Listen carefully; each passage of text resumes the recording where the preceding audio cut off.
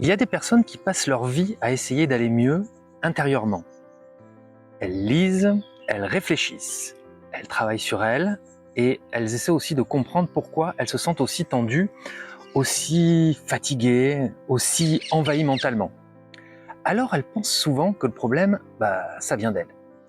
Qu'elles sont trop sensibles, trop anxieuses, trop stressées, ou bien pas assez solides, pas assez détachées.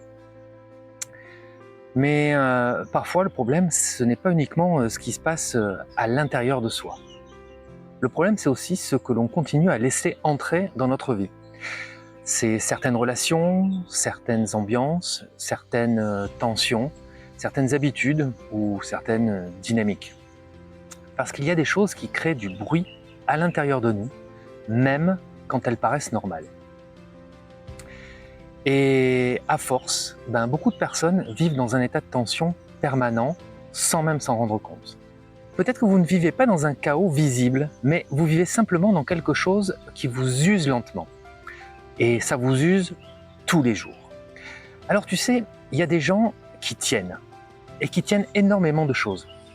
Les dirigeants, les entrepreneurs, les parents, les personnes sur qui tout le monde s'appuie.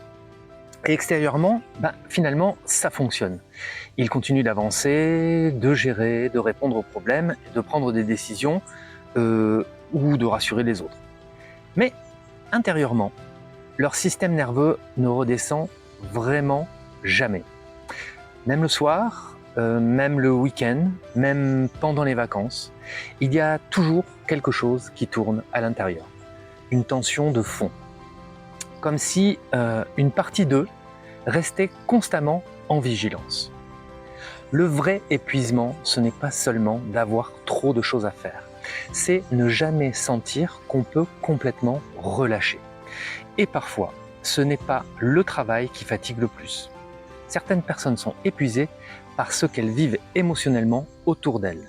Une relation où elles doivent toujours faire attention, un environnement où elles sentent qu'elles doivent performer pour être reconnues, une famille où elles portent tout émotionnellement, des échanges après lesquels elles se sentent systématiquement vidées.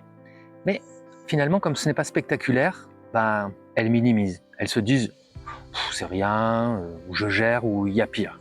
Alors, qu'est-ce qu'elles font ? Elles continuent.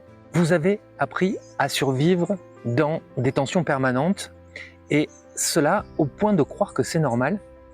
Et c'est là que quelque chose devient vraiment dangereux. Parce que l'être humain finit toujours par normaliser ce qui vit trop longtemps. Et quand tu vis depuis des années dans la pression, l'anticipation, la culpabilité, les tensions, les attentes permanentes, eh bien, ton corps finit par considérer ça comme un état normal. Alors, tu continues à fonctionner comme ça, mais ton intérieur, lui, il commence doucement à s'épuiser. Il y a quelque chose de très particulier chez des personnes hyper responsables ou hypersensibles. Elles savent tenir, elles savent encaisser, elles savent continuer même quand à l'intérieur quelque chose ne va pas. Et souvent, elles ont développé ça très tôt.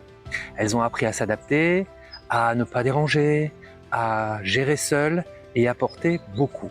Alors, elles deviennent extrêmement compétentes pour continuer à avancer, même quand leur équilibre intérieur commence à se fragiliser. Certaines personnes sont devenues tellement fortes pour tenir qu'elles ne remarquent même plus ce qui les détruit intérieurement. Et souvent, elles cherchent la solution uniquement à l'intérieur d'elles-mêmes. Elles pensent je dois apprendre à lâcher prise, ou bien je dois mieux gérer mes émotions, je dois être plus calme, je dois être plus solide, je dois. Mais parfois, le problème, ce n'est pas que tu gères mal ton stress. Le problème, c'est que certaines choses autour de toi nourrissent ce stress en permanence.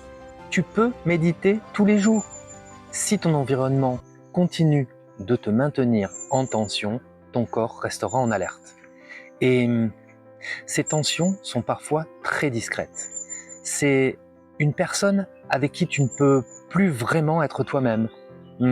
Quelqu'un qui te critique constamment, qui te culpabilise, qui prend énormément de place émotionnellement, ou parfois, ce n'est même pas une personne, c'est une manière de vivre, toujours courir, toujours produire, toujours répondre, toujours être disponible.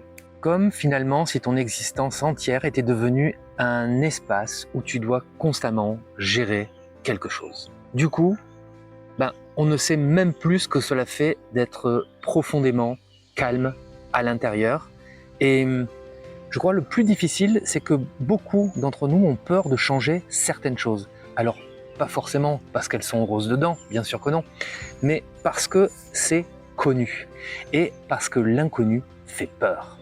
Alors, elles restent dans leurs relations qui les épuisent, dans des environnements qui les contractent, dans des habitudes qui les éloignent d'elles-mêmes et progressivement, elles commencent à perdre quelque chose d'essentiel, c'est leur espace intérieur. Et vous savez quoi? On ne perd pas sa paix intérieure d'un seul coup. On la perd doucement, à force de petites tensions répétées. Et souvent, le vrai changement commence avec une question extrêmement simple. Qu'est-ce qui, dans ma vie, me maintient constamment en tension? Alors, c'est pas pour tout envoyer valser, pas pour devenir radical, mais pour retrouver de la lucidité. Parce que tu passes ta vie à vouloir plus de calme sans regarder honnêtement ce qui détruit ton calme quotidiennement. Tu veux construire une vie apaisée en restant entouré de choses qui t'obligent intérieurement à survivre? Non, parce que parfois retrouver de la paix, ce n'est pas ajouter quelque chose, ce n'est pas une nouvelle méthode, un nouveau livre, une nouvelle technique ou que sais-je. Parfois, c'est enlever. Enlever. Moins de bruit, moins de tensions inutiles, moins de relations toxiques qui demandent constamment de se protéger intérieurement. Parce que le calme, ce n'est pas seulement un état mental, c'est aussi ce que ton système émotionnel vit au quotidien. Le calme intérieur, ce n'est pas juste méditer, c'est aussi arrêter de vivre en guerre permanente avec ce qui nous entoure. Et certaines personnes sentent très bien tout ça. Mais qu'est-ce qui se passe? Elles culpabilisent parce qu'elles ont appris à être disponibles pour tout le monde, à comprendre tout le monde, à supporter énormément.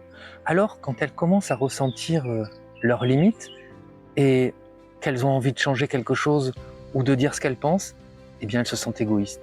Alors qu'en réalité, leur intérieur essaie simplement de survivre. Parfois, poser des limites n'est pas un rejet, c'est une question de survie intérieure. Et non, ça ne veut pas dire vivre seul, couper tous les liens ou devenir froid et glacial. Ça veut dire apprendre à écouter ce qui en toi se crispe depuis trop longtemps. Apprendre à reconnaître ce qui nourrit réellement ton équilibre, à ce qui s'abîme silencieusement. Parce qu'on peut réussir énormément de choses extérieurement et continuer malgré tout à perdre sa paix à l'intérieur. Et souvent, le corps finit par parler avant nous. La fatigue, l'irritabilité, le besoin de s'isoler, le mental qui tourne sans arrêt, la sensation d'être saturé, la difficulté à profiter des moments simples, et je ne parle pas des burn-out et des maladies. Parfois, ce ne sont pas des faiblesses, c'est simplement quelque chose en nous qui dit « je ne veux plus continuer comme ça ». Le corps parle souvent, bien avant qu'on accepte de regarder ce qui nous épuise réellement. Et au fond, beaucoup de personnes ne manquent pas de force, elles manquent tout simplement d'espace de sécurité intérieure, de relations apaisées, de silence émotionnel, d'endroits où elles peuvent enfin s'arrêter de porter et déposer, libérer leurs paroles. Vous ne voulez pas forcément une autre vie, vous voulez simplement arrêter de vous sentir intérieurement en tension tout le temps. Et parfois, on n'a pas besoin de tout gérer seul. Certaines personnes ont simplement besoin d'un espace où elles peuvent déposer ce qu'elles portent depuis trop longtemps. Parler, ouvrir son cœur, un endroit où elles n'ont plus besoin de tenir, de rassurer ou de protéger tout le monde. Juste un espace pour retrouver un peu de clarté et peut-être un peu plus de paix intérieure. À bientôt.